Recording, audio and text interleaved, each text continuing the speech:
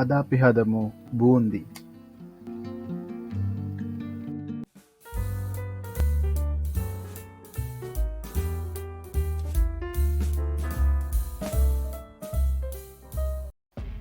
මුලින්ම බෝල් එකක් අරගෙන පාම් පිටි ග්‍රෑම් 200ක් එකතු කරගන්න, කඩල පිටි ග්‍රෑම් 50ක් එකතු කරගන්න, බේකින් පවුඩර් ග්‍රෑම් 10ක් එකතු කරගන්න, ලුණු තේ හැන්දක් එකතු කරගෙන මේක හොඳට මිශ්‍ර කරගන්න.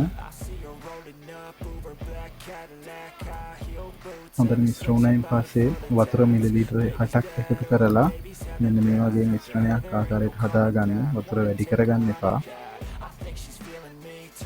ඊට පස්සේ මම මේකට රතු පාට රතු වර්ණයක එකතු කරනවා. ඔයාලට කැමති වර්ණයක් එකතු කරගන්න පුළුවන්. ඒකත් හොඳට මිශ්‍ර කරගන්න. ඊට පස්සේ මම පයිපින් බෑග් එකකට අපි හදාගත්ත බූන්දි මිශ්‍රණය එකතු කරලා පයිපින් බෑග් එක පැත්තකින් තියාගන්නවා.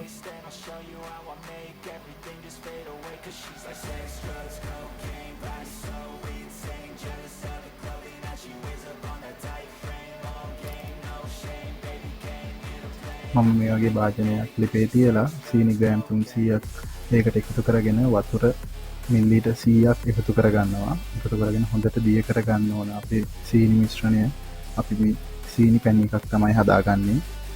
ඊට පස්සේ මම වැනිලා තේ හැන්දක් එකතු කරනවා. ඒකත් හොඳට මිශ්‍ර කරගෙන මේ සීනි මිශ්‍රණය හොඳට නටන්න දෙන්න ඕන.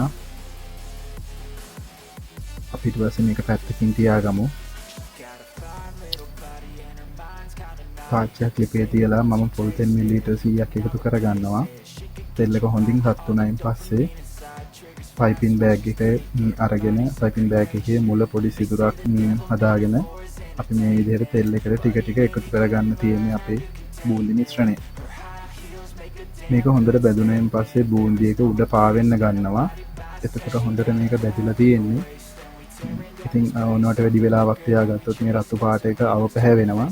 ඒ හින්දා මේක උඩට ආවයින් පස්සේ අපි මේ තෙල් චාට්ටියෙන් අපේ බූන්දි ටික අරගෙන අපි මුලින් හදාගත්ත සීනි පැණි මිශ්‍රණය හොඳට කලවම් කරලා වෙනම භාජනයකට දාලා තියාගන්නයි ඕන.